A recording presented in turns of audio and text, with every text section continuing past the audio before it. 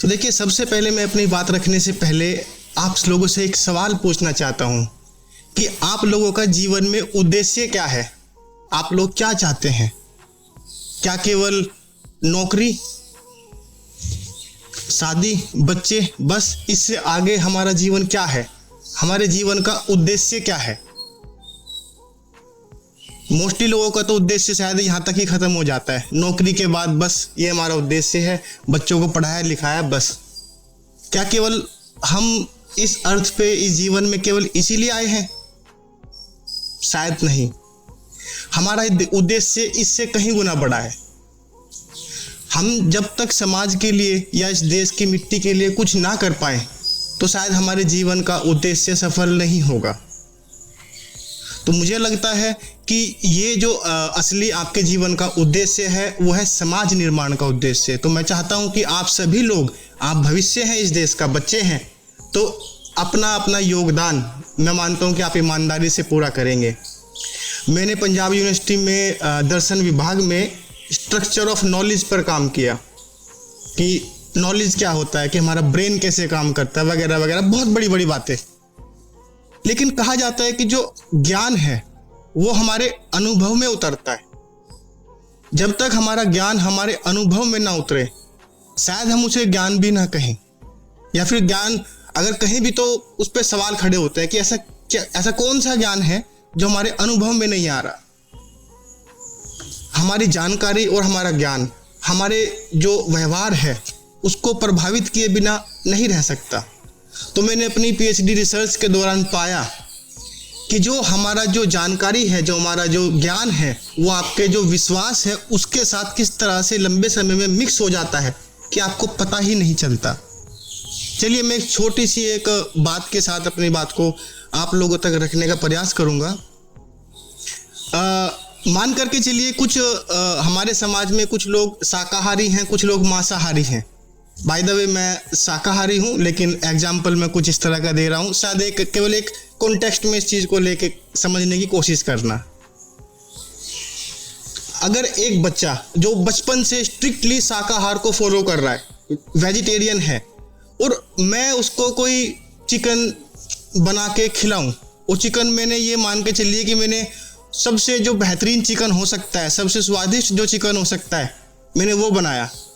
उस बच्चे को मैंने नहीं बताया कि ये चिकन है, उसे मैंने कहा कि ये तो मशरूम टाइप कुछ है, फ्रूट्स हैं या फलों की सब्जी है, तो वो उसको बड़े स्वाद से खाएगा और शायद उसका जो जुबान है वो मुंह में पानी भी आए कि यार वाओ कितना टेस्टी खाना बना है। वो मुझसे पूछेगा भी कैसे कैसे बनाया, मैं अपने घर वालों को भी खिलाऊंगा जाके। लेकिन उसे नहीं पता कि ये तो मैं चिकन खा रहा हूं जिसको वो कभी भी नहीं खाता। तो जो उसकी बायोलॉजी है, पॉइंट बी नोटेड, यहाँ जो उसकी बायोलॉजी है, जो उसका शरीर है, क्या रिस्पॉन्स कर रहा है, व्हाट ए टेस्टी। उसका माइंड क्या कह रहा है, इतना टेस्टी मैं सामान खा रहा हूं। अभी एकदम क्या होगा, छी, डिस्कस्टिंग। बायोलॉजी के लेवल पे हो रहा है। हम कहते हैं बायोलॉजी का हमारे थॉट्स के साथ क्या रिलेशन है, लेकिन जो आपका विश्वास है वो आपकी बायोलॉजी को किस स्तर तक कंट्रोल में किए हुए है। शायद हम इस चीज़ को शायद हम लोग समझते भी हैं और हम सब शायद नहीं भी समझते। तो यहाँ पे इस बात को देखिए कि जैसे ही मैंने कहा कि ये चिकन है, उसकी पूरी बायोलॉजी ने अपोजिट रिएक्शन दिखाना शुरू किया। अब यहाँ से आपको क्या बात समझ में आई? यहाँ से देखिए, एक बात समझ में आती है कि जो हमारा विश्वास है, हमारा विश्वास हमारी बायोलॉजी को किस हद तक कंट्रोल करके रखता है। और जब मैंने कहा कि हमारा बायोलॉजी को कंट्रोल करता है, तो कैन यू इमेजिन कि हमारे जो विचार हैं वो ज़्यादा बड़ी चीज़ नहीं है, वो हमारे विचारों को भी कंट्रोल करके रखेगा। तो विश्वास is the controller of your body and your thoughts. अब कभी अपने से एक सवाल पूछना कि ये जो विश्वास है ये हमारे अंदर आता कहाँ से है, कौन है इसका जनरेटर? हम लोग सोच सकते हैं कि हम हैं, लेकिन शायद नहीं। I am the part of this belief system, but I am not the owner of this belief system. Why? ये जनरेट कहाँ से हुआ है? कभी खुद से भी सवाल करो कि मैं शाकाहार कैसे बना, या फिर जो भी आपकी परंपराएं हैं वो आपके पास आई कहाँ से? वो हमारे परिवार से, हमारी जो सराउंडिंग है वहाँ से। तो जो हमारी सराउंडिंग का मतलब कहने का क्या है, जिसे हम कहते हैं सोशलाइजेशन। सोशलाइजेशन का अर्थ केवल यही नहीं है कि आपके माँ बाप ने आपको कोई शिक्षा दी और आपके व्यवहार में उतर गई। सोशलाइजेशन का अर्थ है कि आपके जो माँ बाप हैं, आपके भाई बहन, आपके दोस्त जिनके बीच में आप बात करते हो, जिस तरह का कंटेंट आप यूट्यूब पर कंज्यूम करते हो, जिस तरह का कंटेंट आप किताबों में पढ़ते हो, जिस तरह की सोसाइटी में आप रहते हो, जिस तरह का इंटरनेट आप यूज करते हो, जिन जिन के संपर्क में भी आप आते हैं, तो वो सब कुल मिलकर आपके अंदर इस विश्वास को जनरेट करता है। नाउ मैं अब सवाल पूछता हूं, who is the owner of this belief system? मैं कहूंगा यू एंड सोसाइटी। वो मिलके आपके अंदर एक ऐसा बिलीफ सिस्टम जनरेट करती है जो आपको कंट्रोल करता है, शायद जिसको बाईपास करना बहुत ही मुश्किल काम है। तो जो हमारी जानकारी है, जो समाज से हमें मिल रही है, वो जानकारी की फॉर्म में या फिर ज्ञान की फॉर्म में हमें मिल रही है, लेकिन लंबे समय के बाद वो हमारे व्यवहार में, हमारे विश्वास का हिस्सा बन जाती है। इसीलिए मैंने सबसे पहले कहा था कि जो हमारा ज्ञान है, जो हमारा जानकारी है, वो धीरे धीरे हमारे विश्वास का हिस्सा बन जाती है, जो कि हमारे व्यवहार, हमारे बायोलॉजी को छोड़िए, हमारे थॉट्स तक को कंट्रोल करके रखती है। हम कहते हैं ना संस्कार, हमें घर से अच्छे संस्कार मिले हैं, वो आपको छोड़ेंगे नहीं, आपसे अच्छा काम करवा के रहेंगे। कानून तो डंडे के दम पे काम कराता है ना। जो हमारे संस्कार है वो हमसे इंटरनली हमसे काम कराता है। तो ये सब चीजें हमारे पास कहाँ से आती है? जानकारी की फॉर्म में। और जब आपकी चेतना का विकास होता है तो ये एक प्रोसेस है फिलॉसफी का। जब आप चीजों पे सवाल खड़ा कर रहे हो तो यहाँ से आपकी जो ज्ञान की जो परंपरा है, जो ज्ञान का जो एक विकास है, उसकी शुरुआत होती है।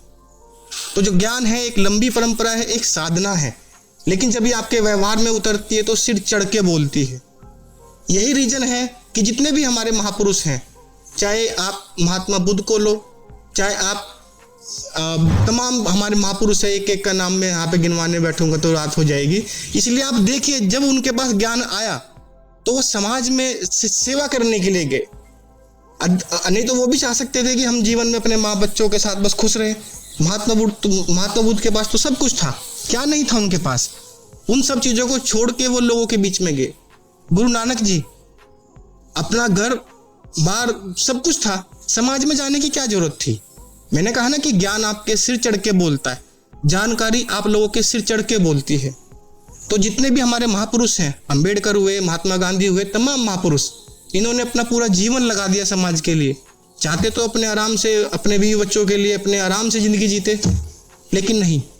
तो जो जानकारी है वो इतनी कीमती चीज है, शायद हम उस चीज का अंदाजा भी नहीं लगा सकते। हम एक भिखारी को क्या दे सकते हैं जो आपसे मांगने आए? पैसा। लेकिन पैसा कीमती चीज नहीं है, वो आज है कल खत्म हो जाएगा।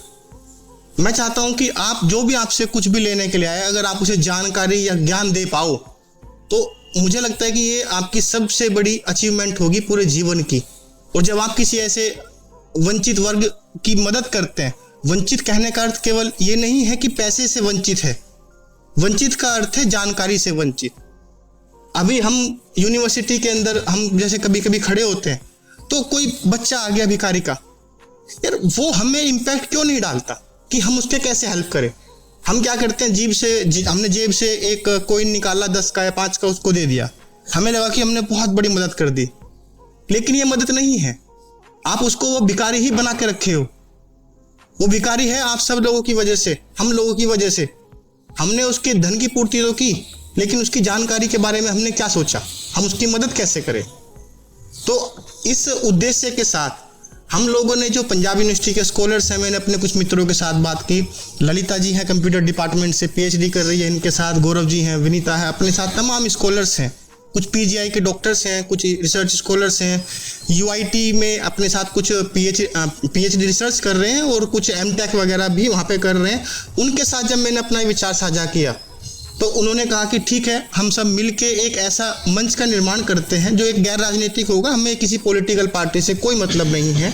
जो वंचित वर्ग है समाज का, मैं फिर से बोल रहा हूँ, वंचित का अर्थ केवल पैसे से गरीब नहीं है, वंचित का अर्थ है जो जानकारी से भी गरीब है, और वो शायद हम लोग भी बहुत हद तक जानकारी शायद हमारे पास ही पूरी तरह से नहीं है।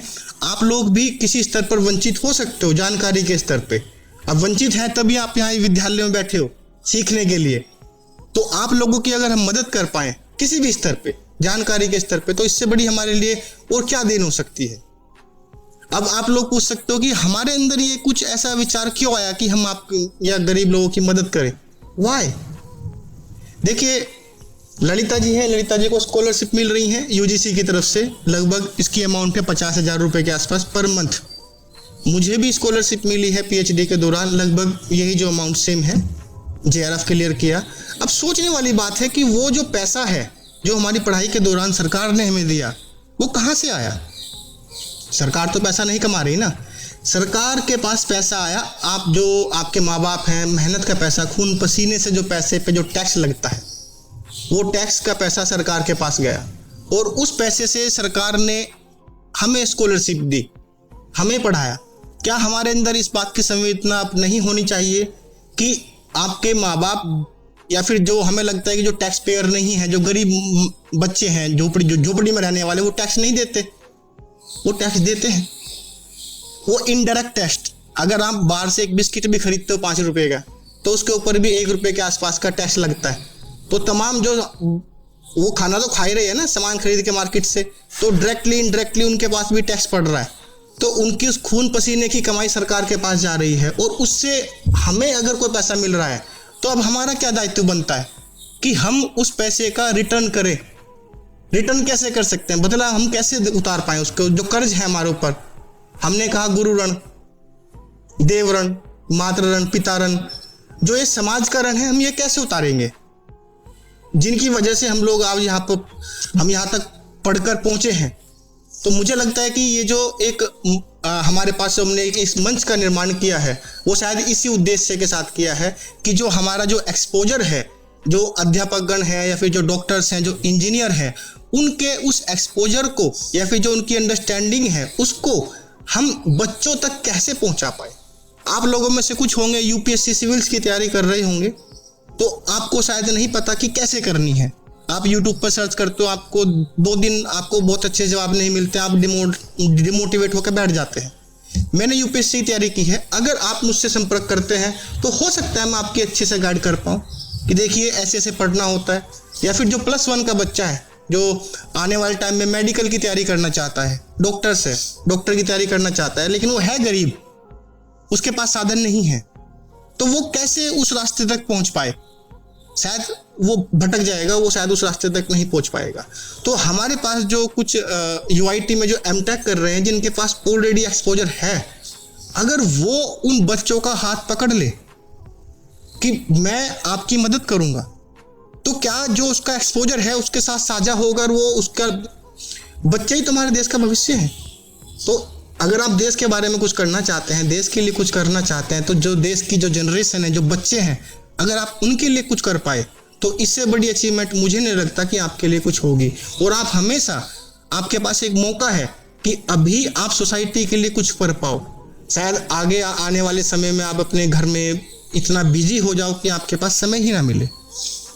तो हमारे पास रिसर्च स्कॉलर्स की, डॉक्टर्स की, इंजीनियर की, इवन पायलट की, या फिर जो हमारे जो संपर्क में है, उन सब तमाम लोगों की हमने एक टीम इकट्ठा की है, जिसका कार्य यही है कि आसपास जितने भी सरकारी स्कूल हैं, हम उनमें जाएंगे।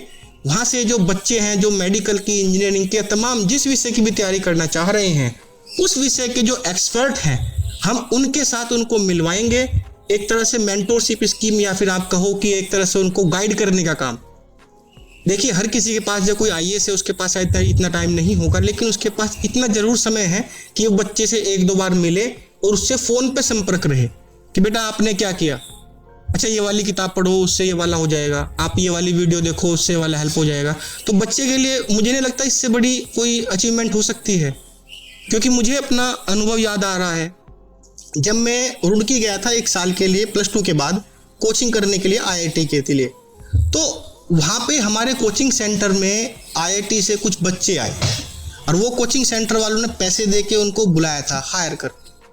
और जब उन्होंने कोचिंग के बाद हमारे साथ 5 बच्चों के बीच में एक IITian आके बैठ गया और उसने हमें गाइड किया कि देखो भाई इस चीज़ में अच्छा स्कोप है, ये वाली ब्रांच ले लोगे, इसकी तो मार्केट ये है, उसका वो है।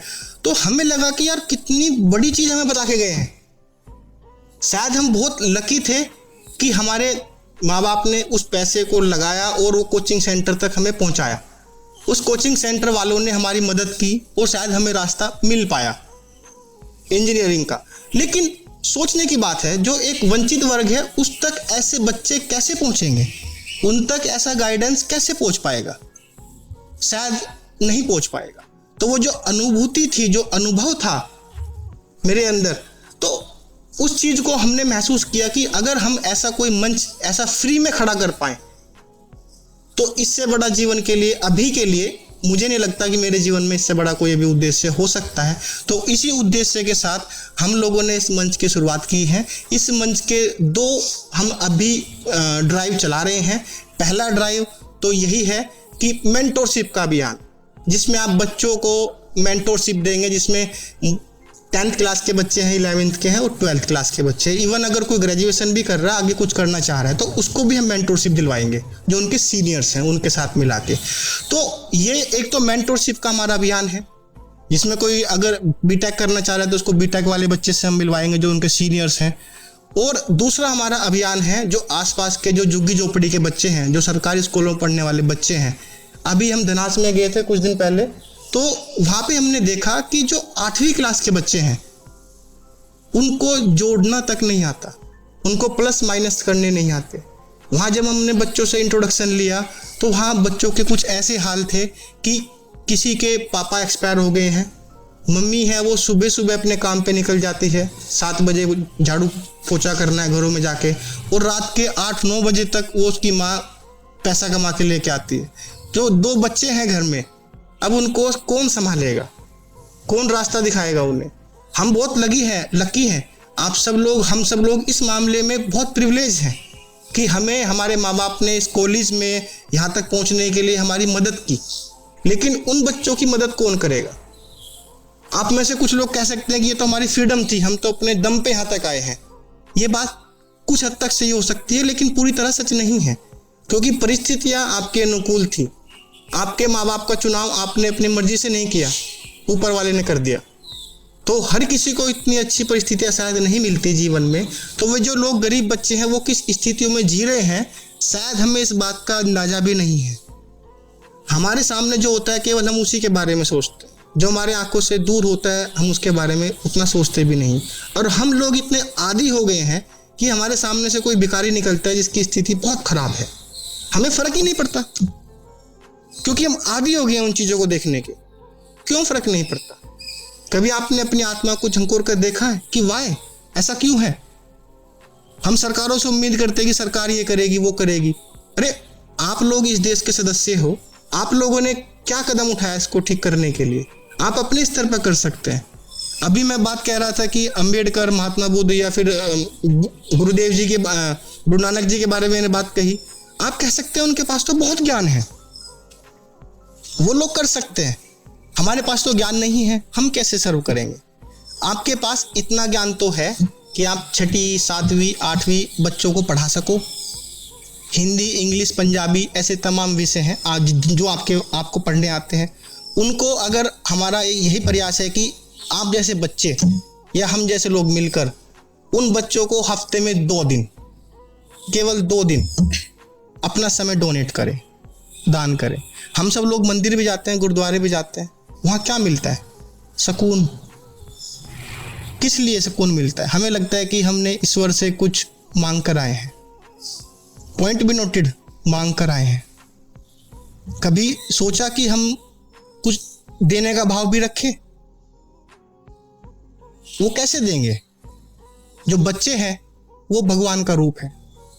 अगर हम उनके लिए कुछ कर पाए, उनका हाथ पकड़ पाए, तो मुझे नहीं लगता कि ऊपर वाले के लिए, जो भी आप ईश्वर, अल्लाह, जो भी आप कहना चाहो, उसको इससे बड़ा गिफ्ट और कोई हो सकता है कि आप अपना 1 घंटा हफ्ते का या फिर हफ्ते का 2 घंटा, मैं चाहता हूं कि आप लोग ऐसे झुग्गी झोपड़ी बच्चे हमारे पास बहुत हैं, आप उनको आकर हमारे साथ, हमारे मंच के साथ मिलकर पढ़ाएं।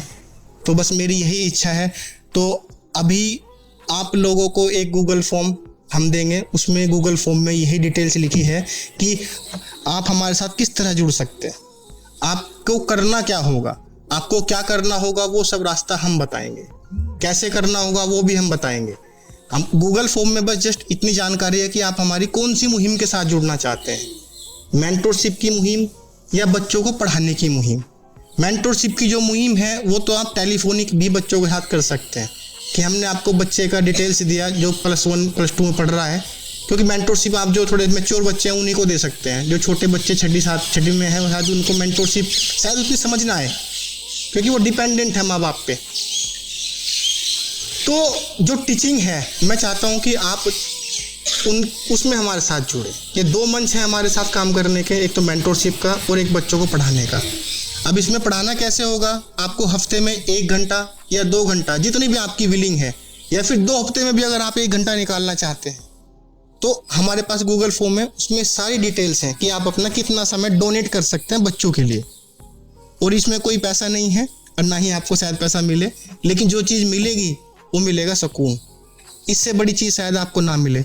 और अगर आप ये काम करते हैं तो मैं डेफिनेटली कहता हूँ कि इस चीज़ को आप एक बार करके देखिए, डेमो के लिए करके देखिए, 4 दिन ही पढ़ा के देखिए, आपको जो सुकून मिलेगा वो अलग स्तर का होगा। और जो कोई भी दुनिया का पैसा, कोई भी संपत्ति आपको वो सुकून नहीं दे पाएगी। तो मैं चाहता हूँ कि आप उस देश के निर्माण में अपना योगदान निभाएं। बस थैंक यू सो मच। मेरी बात को आप लोगों ने इतने प्यार से सुना, इसके लिए मैं बहुत बहुत कृतज्ञ हूँ।